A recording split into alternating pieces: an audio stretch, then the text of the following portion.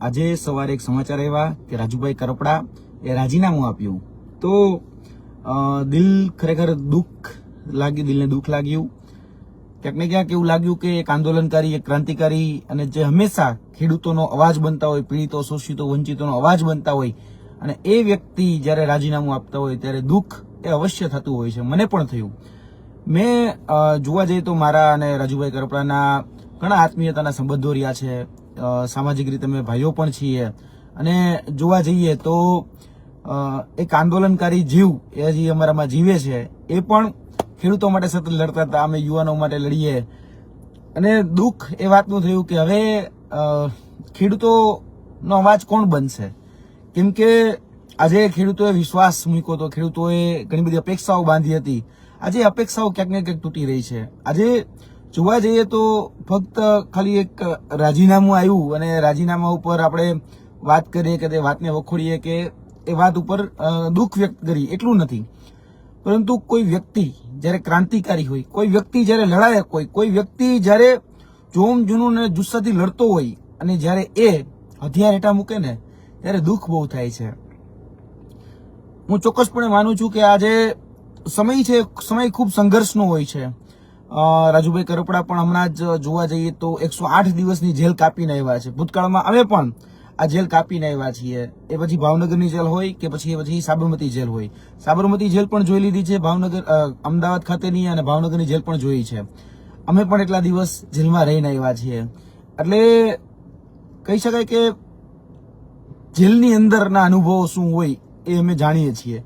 જેલની અંદર કઈ પ્રકારે પ્રેશર ટેકનિક ઉપયોગ કરવામાં આવતી હોય છે એ પણ અમે જાણીએ છીએ. મારે આજે વાત પણ તમને કરવી છે કે બહુ અઘરું હોય છે જેલની અંદર જ્યારે જોવા જઈએ ને કે ભાઈ એક તો તમે પરિવારથી વિખૂટા છો, સમાજથી વિખૂટા છો, એક તો આ બધી જે પીડાઓ જે વર્તમાનના જાહેર જીવનમાં તમે સહન કરતા હોય એ પછી જેલમાં ગયા પછી ખરેખર તમારા પાછળ કેટલો ઉપયોગી થાય છે એ પણ તમે જોતા હોવ છો. આજે એ રાજુભાઈ કરપડાએ પણ અનુભવ કર્યો છે, પ્રવીણભાઈ રામે પણ અનુભવ કર્યો છે, બીજા લોકો જે જેલમાં ગયા એને પણ અનુભવ કર્યો હશે કે આ ખૂબ સહેલું નથી હોતું કે ભાઈ આજે લડવું અને લડ્યા પછી જેલમાં જવું અને જેલમાં જઈ અને પોતાનું મનોબળ જે છે એ મજબૂત રાખવું, મક્કમ રહેવું, એ ક્યાંક ને ક્યાંક તોડવાનું કામ એ જેલ કરતી હોય છે. અને જેલ પછી જે બીજું કામ કરતા હોય છે જે બની બેઠેલા જે સમાજના આગેવાનો હોય છે, અને બીજું કે સરકારના જે કઠપુતળીઓ છે, જે અધિકારીઓ, જેને આપણે ઉચ્ચ અધિકારીઓ કહીએ છીએ, એસપી છે, આઈજી છે, એના કરતા પણ આપણે મોટા મોટા રેન્કવાળા જે અધિકારીઓ કહીએ છીએ ને એ અધિકારીઓ આપણને એક આપણી રક્ષા માટે છે. ખરેખર જોવા જઈએ તો જેલની અંદર લાઇઝનિંગનું કામ કરતા હોય છે. બની બેઠેલા જે સામાજિક આગેવાનો હોય છે, જેને ગામની અંદર 5 લોકો પણ પૂછવા તૈયાર ન હોય, પરંતુ કોઈ સેના સાથે, કોઈ સંગઠન સાથે કે કોઈ યુનિયન સાથે કંઈક જોડાઈ ગયા હોય અથવા તો પોતાનું બનાવી નાખ્યું પછી એના વડા થઈને બેઠા હોય, એ લોકોને જેલની અંદર એન્ટ્રી મળી જાય સરકારના ઈશારે. અને સરકારના ઈશારે જયારે અંદર એન્ટ્રી મળી જાય ત્યારે સરકારના ઈશારે ધાક ધમકીઓ આપવામાં આવે. આ બધું વીતેલું છે, આ બધું અનુભવેલું છે, એટલે આ વાત એ તમારા સમક્ષ કરવી જરૂરી છે કે ભાઈ એ લોકો આવે તમને પૂછે બરોબર કે ભાઈ હવે આગળ શું કરવું છે, કે ભાઈ તમારે સત્તા પક્ષ સાથે જોડાઈ જવું છે કે નથી જોડાવું. અને જો નહીં જોડાવું તો તમને પાસા કરી દેવામાં આવશે, તમને બીજા ગુનાઓ જે છે એની અંદર નાખી દેવામાં આવશે, તમને વધારે હેરાન કરવામાં આવશે, તમને તમારી બીજી ફાઇલો ખોલવામાં આવશે. ભૂતકાળમાં જો તમે કોઈ જગ્યાએ ગુનામાં હોય તો તમને એની પર સજા કરવામાં આવશે. આવું જ ક્યાંક ને ક્યાંક રાજુભાઈ કરપડા સાથે પણ બન્યું. કારણ કે રાજુભાઈ કરપડા સાથે બહુ એક જૂનો કેસ, અને જૂનો કેસમાં કહી શકાય 5 વર્ષ કે જન્મટીપની કંઈક સજા થયેલી નીતલી કોર્ટમાંથી, સુરેન્દ્રનગર જે ખાતે જે કેસ ચાલતો નીતલી કોર્ટમાં સજા થયેલી. હવે પ્રેશર ટેકનિક એવી અપનાવવામાં આવે કે ભાઈ જો નહીં છોડો, બરોબર છે, જો આમ આદમી પાર્ટી નહીં છોડો અથવા તો અમે કઈ એમ નહીં કરો તો આ જે બાબત છે એ બાબત અમે આગળ લઈ જશું અને હાઈકોર્ટની અંદર સજા પડાવીશું. આજે કોઈ પણ જાહેર જીવનનો વ્યક્તિ હોય, આજે પોતાને કહી શકાય પરિવારથી દૂર રહે અને જાહેર જીવનમાં ક્યાંક ને ક્યાંક સેવાકીય કાર્ય સાથે સંકળાયેલો હોય તો આજે જોવા જઈએ તો એને પણ ડર તો લાગતો જ હોય છે. એવું નથી કે ડર ન લાગતો, ડર બધાને લાગતો હોય છે. ક્યાંક ને પ્રેશર ટેકનિક એ રાજુભાઈ ઉપર અપનાવવામાં આવી હોય એવું સ્પષ્ટપણે લાગી રહ્યું છે. પ્રેશર ટેકનિકમાં આજે માણસ જે છે માણસ તૂટી જતો હોય છે. પ્રેશર ટેકનિકમાં ક્યાંક ને ક્યાંક એને ફસાવાનો, એના ઉપર ષડયંત્ર, એના ઉપર કાવા દાવા, જૂઠા જે આગેવાનો હોય એ આગેવાનોને ઉભા કરી અને એ જેલ સુધી પહોંચાડવાના, જેલમાં એને દબાવવાના, જેલમાં એને કહેવાનું ભાઈ હજી સમજી જા, ક્યાં અર્બન નક્સલની પાર્ટીમાં છે, ત્યાં તારું આમાં કઈ ફ્યુચર નથી, તો અમારી સાથે આવતો રહે, ભવિષ્યમાં અમે તને આગળ લઈ જઈશું. આ બધી જ જે લોભામણી આમળી પીપળી દેખાડી શકતી હોય તે, અને તેની સાથે સાથે જે ધાક ધમકીઓ આપી શકાતી હોય એ તે તમામ એ આપતા હોય છે. પછી એ હાથ ફેરવતા જાય, પંપાતા જાય, આ તો અમે સમાજની દ્રષ્ટિએ તારી પાસે આવ્યા છીએ અને સમાજની દ્રષ્ટિએ એવું ઈચ્છીએ છીએ કે આ બધામાં તારે ક્યાં જવું, એમ કહેતા ચાલ અમે કઈ એમ કરે, બાકી એમ બધું આગળ ફોડી લેશું, જોઈ લેશું. આવું થતું હોય છે. આવું ભૂતકાળમાં બધા જે લોકો ક્રાંતિકારી છે, જે લોકો આંદોલનકારી છે, એની સાથે થયું હશે. પણ આજે દુઃખ એ વાતનું છે કે રાજીનામુંમાં જોવા જઈએ તો મને એવું વ્યક્તિગતપણે લાગી રહ્યું છે, આ કોઈ પાર્ટીનું સ્ટેન્ડ કે કોઈ બીજું તો સ્ટેન્ડ છે નહીં, મને વ્યક્તિગત રીતે મારા અને રાજુભાઈ કરપલાના જે આત્મીયતાના સામાજિક સંબંધો, બીજા જે કહી શકાય મિત્રતા ભાવના અને આંદોલનકારીના જે સંબંધો રહ્યા છે એના ઉપરથી લાગી રહ્યું છે કે આ ગુજરાતને સૌથી મોટી ખોટ પડવાની છે એ ખેડૂત નેતાની. આ હકીકત છે. લોકો આજે જે સમજે તે, આજે કદાચ આમ આદમી પાર્ટીમાં ખોટ પડી કે કહી શકાય કે બીજી ત્રીજી જગ્યાએ ખોટ પડી, એ બધી વાત સાચી, પણ મને વ્યક્તિગત રીતે એવું સ્પષ્ટપણે લાગી રહ્યું છે કે ખેડૂતોને આજે જેની સાથે અપેક્ષાઓ બંધાતી, જેની સાથે આકાંક્ષાઓ બાંધાતી હતી, જેની સાથે વિશ્વાસ બંધાણો હતો, આજે એ વિશ્વાસ જે છે એની ખોટ પડવાની છે. આજે જોવા જઈએ તો મેં રાજુભાઈ સાથે ટેલિફોનિક વાતચીત કરી છે અને હું એની કહી શકાય મારા વડીલ છે, હું એને સલાહ ન આપી શકું, પણ એટલું તો હું ચોક્કસપણે કહું કે નિર્ણય ક્યારે સાચો કે ખોટો હોતો નથી. નિર્ણય ને સાચો કે ખોટો સાબિત કરવો પડે છે. આજે કદાચ તમે કોઈ નિર્ણય લઈ રહ્યા છો તો આજે ક્યાંક તમે દ્રોહ નથી કરી રહ્યા ને, ભલે સામાન્ય જનતાનો દ્રોહ નથી કરી રહ્યા, અથવા તો જેને તમારી પર ભરોસો છે, ખેડૂતો હોય તો ખેડૂતોનો, આજે એ વિસ્તાર એટલે કે ચોટીલા ઉપર જયારે કહી શકે કે જે જન સમર્થન જેને મળ્યું હતું અને લગભગ મને યાદ છે ત્યાં સુધી બીજા ક્રમે તો એ વિધાનસભાની સીટ ઉપર પણ રહેલા હતા. આજે ક્યાંક ને ક્યાંક જે સત્તા પક્ષની જે રીતિ નીતિ રહી છે, ખાસ કરીને ભારતીય જનતા પાર્ટીની જે નીતિ રીતિ રહી છે કે સામ દામ દંડ ભેદ, બરાબર, જે રીતે તોડી શકાતા હોય એ રીતે તોડો. તમે આજે તમને દબાવવામાં આવે, તમને ખરીદવામાં આવે, આજે કહી શકાય કે તમને સામાજિક રીતે તોડવામાં આવે, આજે તમને જાહેર જીવનમાંથી તમારી કાકરી કાઢી નાખવામાં આવે, તમને એ રીતે પ્રેશર લાવવામાં આવે, જે રીતે કહી શકાય ને, મેં તમને કીધું કે સામ દામ દંડ ભેદમાં બધું આવી ગયું. બધી જ રીતે એ વ્યક્તિને તોડી નાખો. કેમ? કારણ કે આજે એ સામાન્ય નાગરિકનો અવાજ બને છે, સામાન્ય પીડિત શોષિત વંચિતોનો અવાજ બને છે, સામાન્ય ખેડૂતોનો અવાજ બને છે, જે ખૂબ ઓછા લોકો હોય છે કે જે અવાજ બની શકતા હોય છે. આ ગુજરાતની અંદર એ સૌથી મોટી ત્રુટિ છે, સૌથી મોટી કમી છે. વર્તમાન ગુજરાતની વાત કરું છું, ભૂતકાળના ગુજરાતની વાત નથી કરતો. ઇતિહાસમાં સરદાર પટેલ પણ થઈ ગયા અહીંથી, ગાંધીજી પણ અહીંથી થઈ ગયા, જ્યારે દેશને આઝાદી અપાવી છે અંગ્રેજોના શાસનમાંથી. એ આઝાદી અપાવી જ છે, એમાં ના જ નથી, બરોબર, એ સ્વીકારવું જ રહ્યું, એમાં ના જ નથી.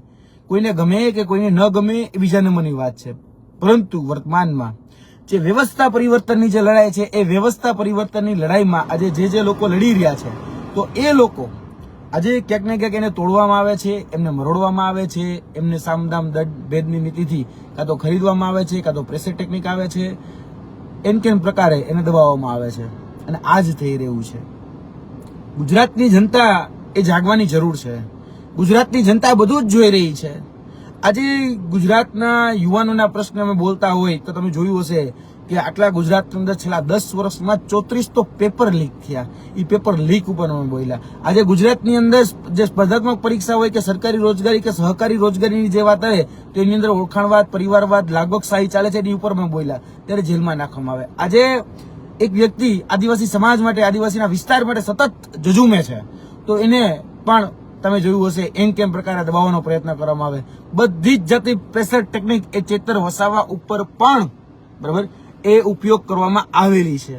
અમે ગાઢ મિત્રો છીએ એટલે બધું જ જાણીએ છીએ, ગાઢ સંબંધો છે, અમને ખબર છે. અમે પણ જેલમાં રહેલા છીએ, જેલ જોયેલી છે, જેલની યાતનાઓ વેઠેલી છે. એટલે એ બહુ સ્પષ્ટતા સાથે કહીએ છીએ કે આ સરકાર એ તોડવાનો પ્રયત્ન કરે છે બધી જ રીતે. જે લોકો આજે અવાજ બને છે ને તોડવાનો પ્રયત્ન કરે છે. આજે રાજુભાઈ કરપડા એક નથી તૂટ્યા, આજે હજારો જે ખેડૂતો, લાખો ખેડૂતો જે છે આજેનો અવાજ તૂટ્યો છે, આજે એની અપેક્ષાઓ તૂટી છે, આજે એની આકાંક્ષાઓ તૂટી છે. હું એ નથી જાણતો કે કાલ સવારે ક્યાં જશે, શું કરશે. મેં તો કીધું કે ભાઈ ભવિષ્ય માટે ખૂબ ખૂબ શુભેચ્છાઓ. નિર્ણય લઈ લીધો હોય તો નિર્ણય ઉપર કાયમ રહેવું જોઈએ. એ નિર્ણયને સાચો સાબિત કરવા માટેના પ્રયત્ન કરવા જોઈએ. નિર્ણય સાચો ખોટો હોતો જ નથી, પરંતુ ભવિષ્ય એ નક્કી કરતું હોય છે, કારણ કે ભવિષ્યના ગર્ભમાં છે આ બધું, કે આગળ શું થશે, કે આગળ શું થવું જોઈએ, એ તો બધું ભવિષ્યના ગર્ભમાં છે. પરંતુ આજે જે વ્યક્તિઓ લડે છે, પ્રવીણભાઈ રામ હોય તો આજે તમે જો 307 એની ઉપર પણ છે. આજે ચેતરભાઈ વસાવા લડે છે 307 એની ઉપર પણ છે. આજે રાજુભાઈ કરપડા લડે છે 307 એની ઉપર પણ છે. આજે યુવરાજસિંહ જાડેજા લડે છે, યુવરાજસિંહ જાડેજા ઉપર પણ 307 છે. બધા જ ઉપર 307 છે. કેમ? કારણ કે લડો છો. આજે સામાન્ય એવી ઘટનામાં, ખાલી ગ્લાસ ઉપાડવા જેવી ઘટનામાં 307 લાગી જાય છે. અમે તો કોઈ પર ગાડી ચડાવી નહોતી, સામે વાળો વ્યક્તિ ગાડી પર ચડી ગયો હતો. અમારા જ અમારો જે ગાડીનો કેમેરો છે એના દ્વારા જ અમારી ઉપર પ્રસ્થાપિત એવું કરવામાં આવ્યું કે તમે ગાડી તો 10ની સ્પીડે નહોતી, હજી તો ગાડી ખાલી રિવર્સ લેતા હતા ને વ્યક્તિ આવી ચડી ગયો.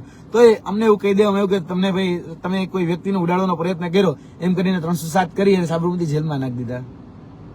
એટલે તમે વિચારો કે 307 એ વિરોધ પક્ષ માટે તો કોમન થઈ ગઈ છે. જે લોકો આજે બોલે છે, જે લોકો આજે જજુમે છે, એને એન કેન પ્રકારે ફસાવા હોય એટલે 307 કરી દેવાની. બાકી ભારતીય જનતા પાર્ટીનો જેને ખેસ પહેર્યો એની ઉપર તો FIR પણ શું જાણવા જોગે નથી લેવામાં આવતી. અને હવે તો ગણિત દાખલાઓ આપીને થાકી જાય એમ છે, અગણિત. બરોબર? જે ભારતીય જનતા પાર્ટીમાં કદાચ પોલીસ સ્ટેશને જઈને કોઈ વ્યક્તિના વિરુદ્ધમાં ફરિયાદ આપે ને તો એ વ્યક્તિ કેસ જ ન લે, જાણવા જોગે ન લે, કશું જ ન કરે. અને કદાચ પોલીસ તો ત્યાં સુધી કરે કોઈ સામેવાળો વ્યક્તિ તમારા ઉપર ફરિયાદ લખવા માટે આવ્યો છે, જરાક બારનો બાર સેટલમેન્ટ કરી લેજો. આવા તો દાખલા મેં જોયા છે. પોલીસ જે છે એ દલાલ બની ગયો હોય એ ભારતીય જનતા પાર્ટીનું, એવું તો ગણિત જગ્યાએ બન્યું છે જેની કોઈ સીમા જ નથી.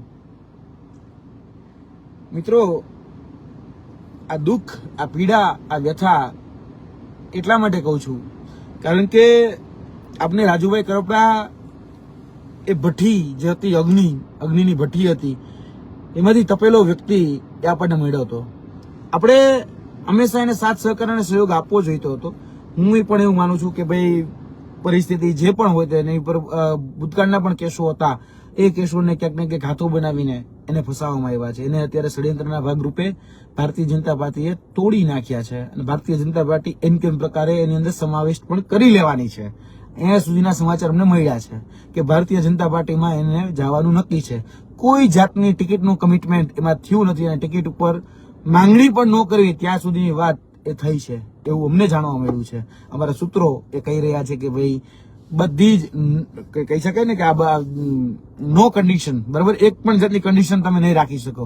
કારણ કે અત્યારે તમે જેલની અંદર છો, બહાર નીકળવું હોય, પાસા ન કરાવવો હોય, ભૂતકાળના કેસ ન ખોલાવવા હોય, ભવિષ્યમાં જો કોર્ટમાં ન જવું હોય, સોરી જેલમાં ન જવું હોય તો અમે કઈ એમ કરો. આ જોવા જઈએ ને તો અંગ્રેજોનું એક વર્ઝન હતું કે ભાગલા પાડો ને રાજ કરો. આ લેટેસ્ટ કાળા અંગ્રેજોનું એક વર્ઝન છે, ડિવાઇડ એન્ડ રૂલની સાથે ડાયવર્ટ એન્ડ રૂલ. ભરમાવો, ભટકાવો અને ભડકાવોની રાજનીતિ કરતું એક ષડયંત્ર, એક કાવતરું. એટલે આ થઈ રહ્યું છે અને એને કારણે જોવા જઈએ તો આજે જે ક્રાંતિકારી, જે આંદોલનકારી, જેને હંમેશા ખેડૂતોને સારો ભાવ મળે, ખેડૂતોને સારું વળતર મળે, ખેડૂતોની જમીન ઉપર જે લોકો વીજ પોલ નાખે છે અથવા ખેડૂતોને જમીનનું યોગ્ય વળતર નથી મળતું કે MSP યોગ્ય રીતેના ભાવ નથી મળતા, ક્યાંક ખેડૂતો સાથે કળદો કરવામાં આવતો હતો, એ બધી જ લડાઈ એ રાજુભાઈ કરપડા બેબાક રીતે લડ્યા છે અને સામી છાતીએ લડ્યા છે. બરાબર? આમાં વાતમાં મીન મેચ નથી, અમે જાણીએ છીએ મીન મેચ નથી કોઈ પણ વાતમાં. આજે કહી શકાય કે મીડિયા માધ્યમોથી મેં એક બે ન્યૂઝ જોયા તો આરોપ લાગતા હતા કે ભાઈ અંદરો ક્લેશ હતો ને ઇન્ટરનલ પોલિટિક્સ હતું. ભાઈ ઇન્ટરનેટ પોલિટિક્સની જરૂરત નથી આમાં કોઈ પ્રકારની. ઇન્ટરનેટ પોલિટિક્સ ક્યાંય એમાં જે લોકો તો કહેવાય ને ભાઈ ખાલી થૂક ઉડાડીને જતું રહેવું છે, એ લોકો તો થૂક ઉડાડીને જતા રહેવાના છે. એને કશી જ કઈ પડી ને એને તો એમ છે કે ભાઈ ચલો બે શબ્દ વધારે આપણે આના વિશે ખરાબ બોલી નાખીએ. પણ ઇન્ટરનેટ પોલિટિક્સ ક્યાંય જવાબદાર જ નથી હોતું. આજે કાં તો સામે રહ્યો, બરાબર, અને કાં સાથે રહ્યો. કાં સામે રહેવું હોય તો પછી ભોગવવા તૈયાર રહ્યો, અને જે હદ સુધી અમે તપાવીએ, જે હદ સુધી ભોગવવું પડે એના માટે તૈયાર રહેવું પડશે. બાકી ભારતીય જનતા પાર્ટી એમ વિચારી લે કે આને સાથે જ લેવો છે અને પતાવી જ દેવો છે તો એ પતાવી શકે છે. ભૂતકાળના ઘણા બધા આંદોલનો થયા જે સામાજિક આંદોલનો હતા, એમાં પડવા જેવું બહુ નથી, બરાબર. એ સામાજિક આંદોલન હતા. એ સામાજિક આંદોલનમાંથી નેતાઓ બન્યા, તો એ નેતાઓ આજે બધા જ જુઓ તમે ક્યાંક ને ક્યાંક મોટા ભાગના જે નેતાઓ જે છે એ ભારતીય જનતા પાર્ટી સાથે હશે, એટલે કે રૂલિંગ ગવર્મેન્ટ પાર્ટી સાથે હશે. હવે એનું પિક્ચર ક્લોઝ થઈ ગયું છે, એનું કહી શકાય ને બોર્ડ છે એ બોર્ડ ક્લોઝ થઈ ગયું છે. હવે કશું જ કઈ કરી ન શકતા. હવે એ ખાલી ઓલા પોપટની જેમ, ચિઠ્ઠીના ચાકરની જેમ ઉપરથી જે લાઈન આવી એ લાઈન બોલવાની, એનાથી વિશેષ એની કોઈ જાતની કોઈ આવડત કે કોઈ ત્રેવડ એ નથી. એ હકીકત છે, આપણે બધા જ જાણીએ છીએ.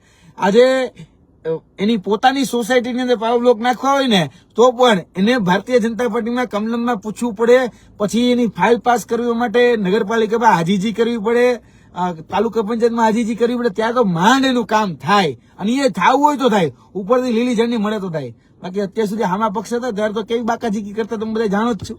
બરોબર. આજે કોઈ લડતું હોય તો દમખમથી લડતું. આજે રાજુભાઈ કરપલાને મેં લડતા જોયા છે. રાજુભાઈ કરપલાને એ બધી જ જુનૂન, જોમથી, જુસ્સાથી અને એ ક્રાંતિકારી મિજાજથી મેં લડતા જોયા છે ગ્રાઉન્ડ ઉપર. એ ખેડૂતોના પ્રશ્નો હોય, કદાચ વીજ કચેરીનો ઘેરાવો કરવાનો હોય તો એને વીજ કચેરીના ઘેરાવો કરવામાં કે પાછી પાની નથી કરી. આવા ઘણા લોકો આજે જેની પર ઘણી બધી અપેક્ષાઓ રાખીને બેઠા હતા, આજે અપેક્ષાઓ તૂટી છે. આજે એક રાજીનામું આવ્યું એનાથી કદાચ કાલ સવારેમાં એક વ્યક્તિ આમથી આમ થાય એ બીજા નંબરની વાત છે, પણ આજે ઘણા બધાની આશા અપેક્ષાઓ હતી ને એ આમથી આમ થઈ છે. આજે ઘણા બધા લોકો વિચારી રહ્યા છે કે શું કરશું, હવે કોણ બોલશે મારા માટે. અમે જેની ઉપર અપેક્ષાઓ રાખીને બેઠા હતા એ વ્યક્તિ હવે, કારણ કે જો સામા પક્ષે વહી જાવ એટલે તમારા કાંડા કાપી અને સામેવાળાના ચરણોમાં ધરી દેવા, ઈ જ બરાબર, બીજું કશું જ નહીં. તમે આજે એક વખત સત્તા પક્ષના શરણે જતા રહ્યા, આજે કદાચ ભારતીય જનતા પાર્ટીના શરણે જતા રહ્યા એટલે તમે તમારા કાંડા કાપી અને એને પધરાવી દીધા. એનાથી વિશેષ કાંઈ નથી, અને તમે પધરાવી જ દો છો, કેમ કે પછી તમે કશું જ કઈ બોલી નથી શકતા. પછી તમે મેં કીધું કે બોલતા પોપટની જેમ અને ચિઠ્ઠીના ચાકરની જેમ એનું તમે જે ઉપરથી જે આદેશ આવે એ તમારે અનુસરવાનો છે. બાકી તમારી આવડત કે તમારી ત્રવણમાં તમે તમારી શેરીમાં પાવર બ્લોક ન નાખી શકો, એનાથી વધારે વિશેષ વાત તો શું કરવાની. તમે હરી ભાંગી હગો એમ નથી એની આદેશ સુધા. એ કેટલું પાણી પછી પીવું પડે, બરાબર. એનાથી વિશેષ કશું જ કઈ થાય નથી. બાકી મેં એવા નેતા જોયા હતા કે જે વિરોધ પક્ષમાં હતા ને હું ડિબેટમાં એની સાથે બેસતો ને તો મને એને સાંભળવા ગમતા. આમ બોલે એટલે એની વાત છટા, એનું તર્ક એ ભારતીય જનતા પાર્ટીના કોઈ નેતાઓમાં નહોતું. પણ આજે ક્યાંય જોવા નથી મળતા. જે નેતાઓને મેં કહી શકાય કે એક વખત આંદોલનમાં જોયેલા હતા, જે રીતે એને પરિવર્તન માટેની જે લડાઈઓ લડી તો એમ થતું કે ઓહો કેવડી મોટી લડાઈઓ લડે, પણ અંતે તો સરકારના ખોડે બેઠા એટલે વાત પૂરી, બરાબર, બધું પૂરું થઈ ગયું. એટલે આજે દુઃખ એ વાતનું લાગ્યું, કારણ કે હું એક આંદોલનકારી છું. આજે વ્યવસ્થા પરિવર્તનની લડાઈ હું પણ લડું છું. ગુજરાતના યુવાનોના પ્રશ્નો હોય કે ગુજરાતના ભ્રષ્ટાચારના જે પ્રશ્નો હોય એ સતત હું ઉજાગર કરતા હોઉં છું. આવનાર દિવસોની અંદર ખૂબ મોટું કૌભાંડ હું સામે લાવવાનો છું, આ હકીકત છે. કદાચ એકાદ મહિનાથી તમને શાંત જોયો હશે, કદાચ એકાદ મહિનાથી કદાચ મારા વિડીયો નહીં આવ્યો હોય, પરંતુ અમે અમારી જે એક્ટિવિઝમ છે, બરાબર, તમારું જે વિશલ બ્લોર તરીકેનું જે કામ છે એ અમે ક્યાંય ચૂક્યા નથી અને ચૂકવાના પણ નથી. આ લડાઈ આપણા બધાની છે, સંયુક્ત લડાઈ છે. રાજુભાઈ કરપડા જયારે રાજીનામું આપે છે તો એમાં હું એવું માનું છું કે ગુજરાતની જનતાની પણ હાર છે, ગુજરાતના ખેડૂતોની પણ હાર છે. આજે જે વ્યક્તિ સતત આપણા પ્રશ્નો માટે વેદના, આપણી પીડા માટે, આપણી વેદના માટે સતત એ બોલતો હોય, એ ઝઝૂમતો હોય, ત્યારે આપણી કંઈક ખામી રહી ગઈ હશે તો જ આજે એને રાજીનામું આપ્યું હશે એવું માનું છું.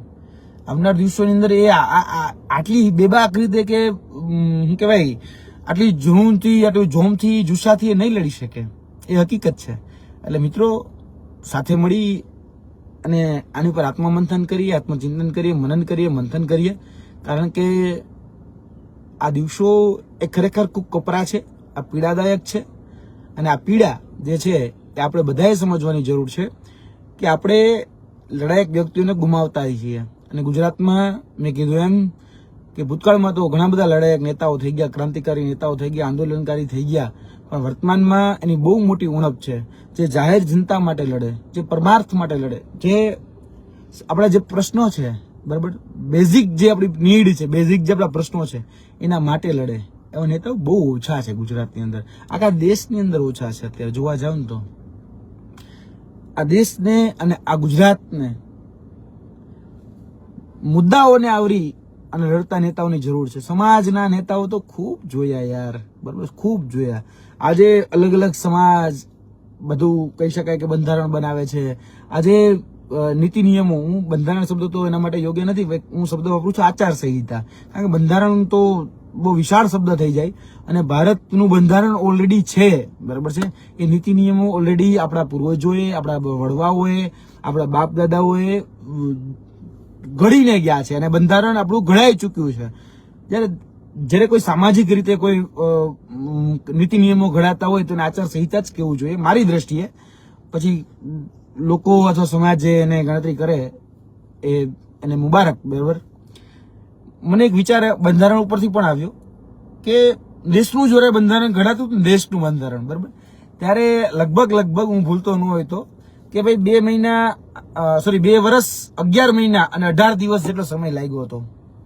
2 વર્ષ 11 મહિના અને 18 દિવસ જેટલો સમય લાગ્યો હતો. અને એમાં કોઈ વિચાર મૂકવામાં આવે ને તો એની પર મંથન થતું, ચિંતન થતું, એની પરથી સાર નીકળતો કે આ કોના ફાયદા માટે, કોના નુકસાન માટે, આપણે કોને આગળ લાવવા માંગીએ છીએ, એક વિચાર મુકાતો હતો અને પછી એનું અમલીકરણ થતું હતું, એનું અનુકરણ થતું હતું.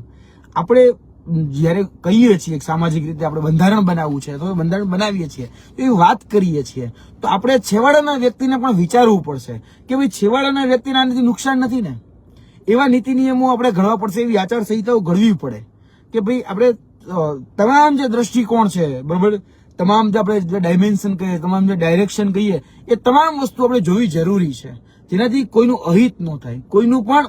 કારણ કે ઘણા બધા વિવાદો અત્યારે સોશિયલ મીડિયા હોય, ઇલેક્ટ્રોનિક મીડિયા, પ્રિન્ટ મીડિયાની અંદર ચાલે છે. હું એ વિવાદોમાં પડવા નથી માંગતો, પણ બંધારણની વાત આવી એટલે મારે ચોક્કસપણે એમ થયું કે ભાઈ અમે બંધારણ વાંચીને મોટા થયા છીએ, બંધારણની વિશે જાણીએ છીએ, બરોબર. બંધારણ કઈ રીતે બન્યું, તો એનો ઇતિહાસ શું હતો, 1935 નો એક્ટ શું હતો એ પણ અમે જાણ્યો.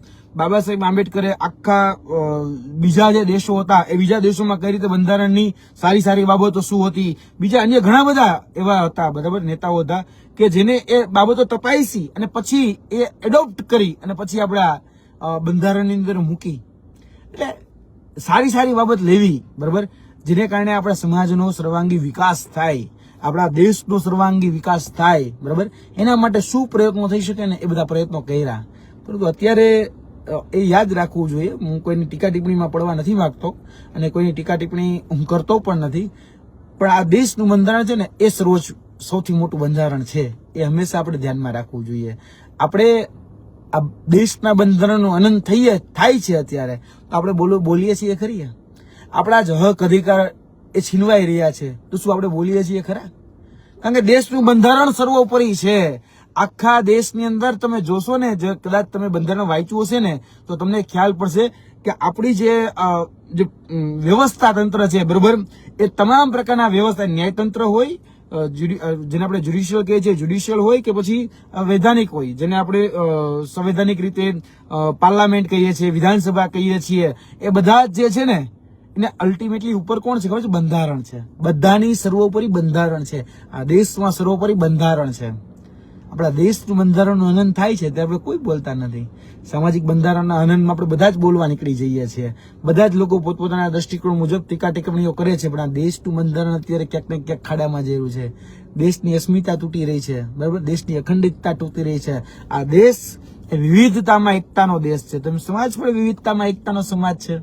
એ વાત, આટલી વાત જો સમજાઈ જાય તો આ વિખવાદ જે વર્તમાનમાં ચાલી રહ્યા છે ને એ બંધ થઈ જશે.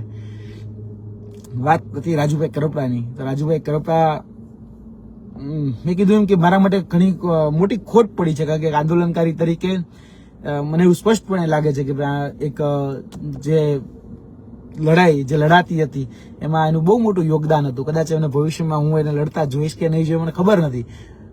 અત્યારે તો નથી લાગતું કે હું જોઈશ, કારણ કે મેં જે રીતે ચર્ચા કરી, મેં જે રીતે જાણ્યું, મારા સૂત્રો, મારા મિત્રો જે કહી રહ્યા છે એ પ્રમાણે મને એવું લાગે છે કે સારું ગજબ થઈ ગયું, આવું ડિસિઝન લેવું પડ્યું, બરાબર.